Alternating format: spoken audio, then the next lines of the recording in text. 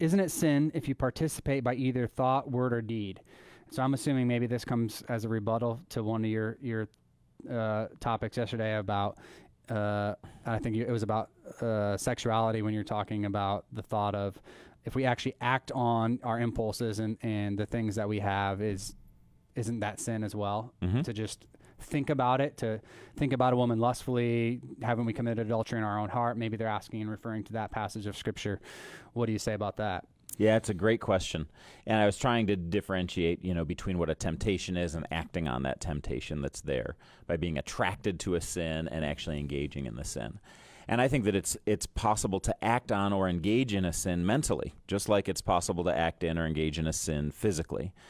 Since we're talking about the sexual arena, I think lust is the desire for control, domination, power, sexual activity with somebody who you're not married to.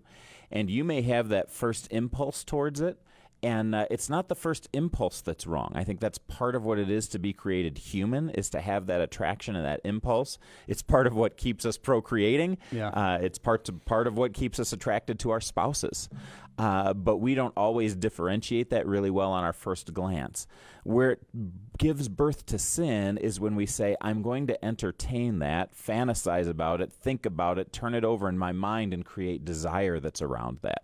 That's where it turns into sin. And it could be mentally or it could be physically.